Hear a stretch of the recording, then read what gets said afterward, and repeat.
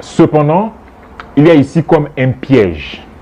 C'est le fameux piège de l'orateur ou du chanteur. C'est-à-dire que celui qui prêche un message ou qui chante un cantique doit être le premier concerné par les paroles du prêche ou du chant. Il en devient donc en même temps le cobaye et le modèle. En fait, écoutez bien où je veux en venir. Voici ce que le psaume 46 dit sur Dieu. Il dit, c'est Dieu qui a fait cesser les combats jusqu'au bout de la terre. C'est lui qui a brisé l'arc, qui a rompu la lance.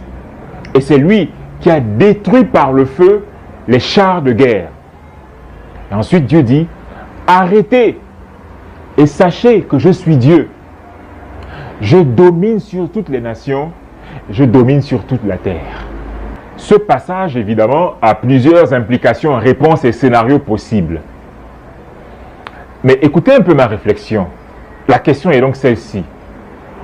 Pourquoi Dieu a-t-il exigé que ce soit les sopranos et les ténors qui chantent ce cantique où on demande de cesser les conflits et les guerres, qu'elles soient internes ou externes? Bon, là encore, il y a plusieurs réponses possibles. Mais l'une des plus simples, qui va peut-être énerver certains, c'est celle-ci. C'est que les vocalistes aux voix aiguës sont souvent des vecteurs de conflits, de tensions, de disputes et de déchirures dans les groupes de chantres. Je ne sais pas si vous avez remarqué, mais les problèmes d'ego, d'arrogance et d'orgueil mal placé viennent souvent des sopranos et des ténors. Oui, vous pouvez être sûr que les conflits et les guerres dans les groupes sont très souvent causés par eux.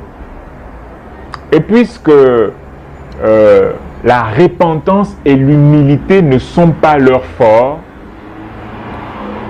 au bout d'un temps, les groupes finissent par se casser. Alors, une autre question pourrait jaillir de la réponse à la précédente question. C'est pourquoi sont-ils presque toujours à l'origine des conflits dans les groupes? Moi, je ne sais pas trop.